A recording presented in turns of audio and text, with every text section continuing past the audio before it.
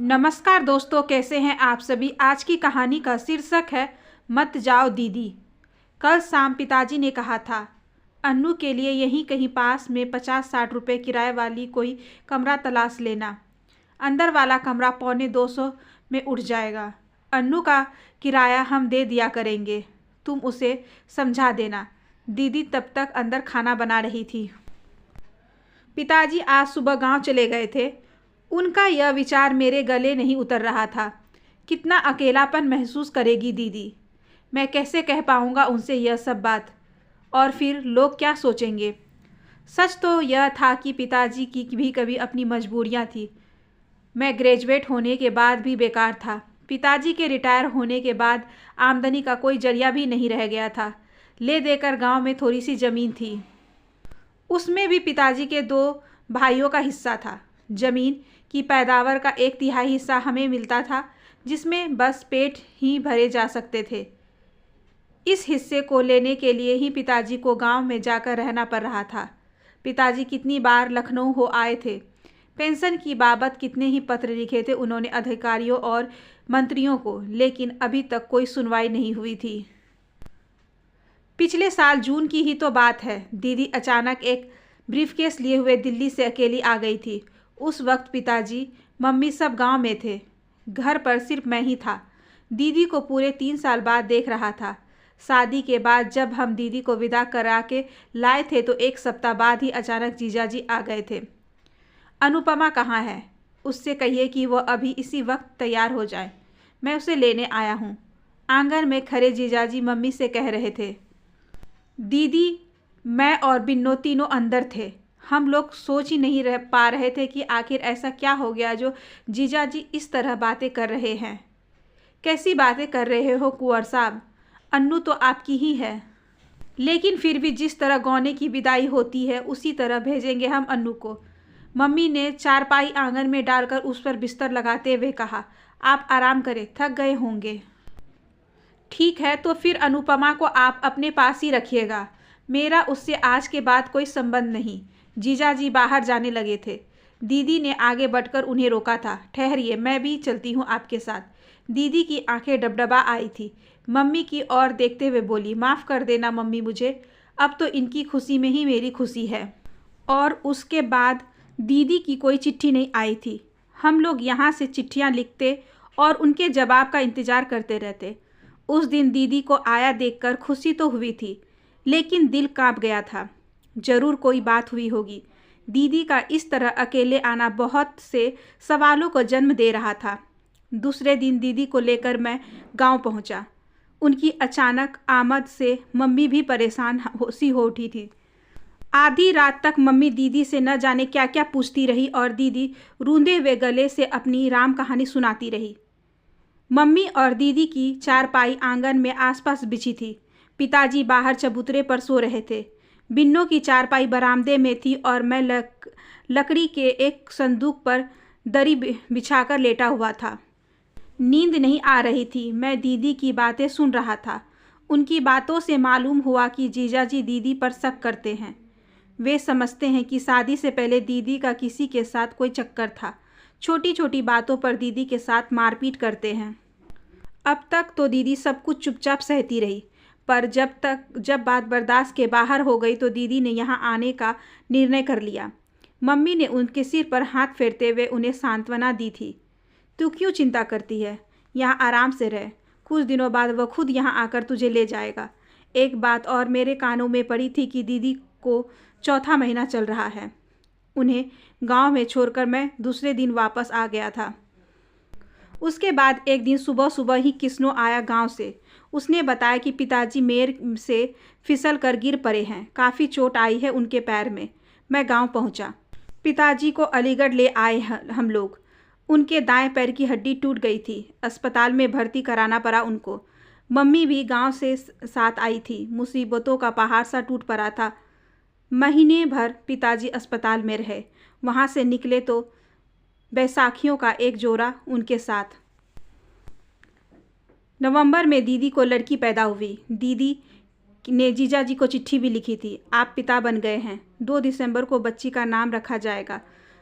मुझे इस तरह अपना घर छोड़कर नहीं आना चाहिए था। सचमुच मुझसे गलती हो गई है। उस गलती की इतनी कड़ी सज़ा न दे, मुझे माफ़ कर दें। मैं आपसे दूर होकर नहीं रह सकती। मुझे आकर लिवा जाएं। लेकिन वहाँ से कोई जवाब नहीं आया। जून के अंतिम सप्ताह में पिताजी दीदी को लेकर गांव से अलीगढ़ आ गए थे। अंदर वाला कमरा पिताजी ने महीने भर पहले खाली करा लिया था, क्योंकि पिताजी को उस किराएदार की बीवी के चाल चलन पसंद नहीं थे। दीदी अपनी 7 माह की बच्ची को गांव में छोड़ आई थी मम्मी के पास। वे यहाँ नौकरी करना चाहती थी। कपूर अंकल ने, जो हमारे पड़ोसी थे, दीदी को एक नर्सरी स्कूल में 250 रुपये प्रति माह वेतन पर टीचर की नौकरी दिलवा दी थी। पिताजी को जब मैं बस में बिठाने गया था, तब पिताजी ने मेरे कंधे पर हाथ रखकर कहा था, बेटा, वैसे तो तुम अनु से तुम बहुत छोटे हो, लेकिन यहाँ अब तुम ही उसके गार्जियन हो। उसका ध्यान रखना, उसे कोई परेशानी नहीं होनी चाहिए। मैंने पिताजी की बैसाखियों में से जुबिम्स सी देखी थी। पिताजी की आंखें भर आई थी। ये अन्नू को दे देना, गांव से और गेहूं भिजवा दूंगा। जब तक उसे तनख्वाह नहीं मिलती, तुम दोनों इसी से खर्च चलाना। कुर्ते की आस्तीन से आंख पोंछने के बाद उन्होंने जेब से 100 रुपये का एक नोट निकालकर मुझे दिया था।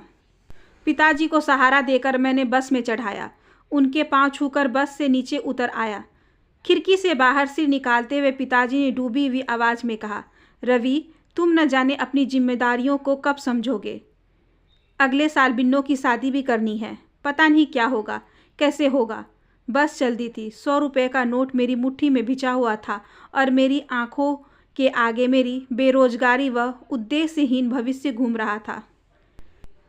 15 अगस्त का दिन था। दीदी स्कूल से जल्दी आ गई थी। एक रिक्शा दरवाजे के सामने आकर रुका। पिताजी के साथ बिन्नों की गोद में दीदी की लड़की थी। 9 महीने की लड़की ऐसी लग रही थी जैसे महीने भर की हो। दुबली पतली, बेहद कमज़ोर। दीदी दौड़कर बाहर आई। बच्ची को जल्दी से उन्होंने गोद में लिया। 20 बार उसे चूमा। क्या हुआ है मेरी बच्ची को? दीदी की आवाज़ कांप रही थी। उस दिन शाम से ही बिजली नहीं थी। चिराग जल रहा था। हम लोग बच्ची के पास अंदर के कमरे में बैठे थे। दीदी, मैं और बिन्नों पिताजी बाहर बैठक में सो रहे थे। डॉक्टर ने कहा था रात भर खतरा है।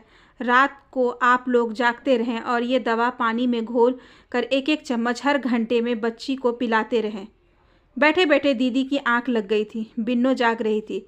मुझे भी झपकी सी आने लगी थी। ज़मीन पर चटाई बिछाई थी, मैं उसी पर लेट गया। बिन्नों ने आजकल दीदी को झिंझोरा और बड़ी जोर से चीख पड़ी। पिताजी भी उठकर अंदर आ गए। घड़ी देखी, रात के 2:30 बजे थे। रोने पीटने की आवाज़ सुनकर कपूर आंटी और सामने वाली अम्मा भी आ गई। दीदी और बिन्नों रात भर रोती रही। सुबह तक गली मोहल्ले के काफ़ी लोग इकट्ठे हो गए। सुबह जल्द ही खिड़की से बाहर से निकालते हुए बच्ची को दफनाकर हम लोग लौट आए। लौट कर देखा, दीदी नहा धोकर तैयार थी। ठीक 7:15 बजे रोजाना की तरह उन्होंने अपना पर्स उठाया और बाहर निकल गई। पिताजी कपूर अंकल के यहाँ बैठे थे। वहीं से हम लोगों के लिए चाय नाश्ता आ गया था। दीदी ने चाय भी नहीं पी थी। जाते समय मैंने पूछा, कहाँ जा रही हो दीदी? न उन्होंने पलट कर देखा, न कोई जवाब ही दिया। पिताजी ने लौटकर पूछा, कहाँ है अन्नू? शायद स्कूल गई है। पिताजी बहुत नाराज़ हुए। दिमाग खराब हो गया है इस लड़की का। घर में इतने लोग आ जा रहे हैं, कोई क्या सोचेगा। आज अगर स्कूल न जाती तो कौन सा आसमान टूट पड़ता। दीदी शाम को 4 बजे लौटी। उनकी छुट्टी तो 1 बजे ही हो जाती थी, लेकिन उन्होंने हफ्ते भर पहले मुझे बताया था कि 50-50 रुपये महीने के 2 ट्यूशन कर लिए हैं उन्होंने, जो स्कूल में ही पढ़ाने होते हैं। पिछले हफ्ते से दीदी 4 बजे ही घर लौटती थी। दीदी ने कहा था कि ट्यूशन वाले पैसे वे मुझे दिया करेंगी। पड़ोस की कई औरतें दीदी को घेरे बैठी थी। उन्हें तो खबर कर दी होगी, शायद अपनी बेटी की मौत की खबर सुनकर आए। अनु, तू उनसे माफ़ी मांग लेना और चली जाना उनके साथ। बिना अपने आदमी के कुछ नहीं है दुनिया में, पड़ोस की औरतों में से किसी ने कहा। दीदी, जो काफ़ी देर से गुमसुम बैठी थी, कपूर आंटी के कंधे पर सिर रख फफा कर रो रही थी। दरवाजे पर दस्तक हुई। मैंने घड़ी पर नज़र डाली। शाम के 6 बज रहे थे। दरवाज़ा खोला। सामने दीदी खड़ी थी। आज 2 घंटे देर से लौटी थी। कभी कभी उन्हें देर हो जाया करती थी।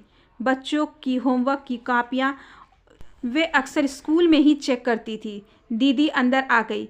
उनकी नज़रें दीवारों पर घूम रही थी।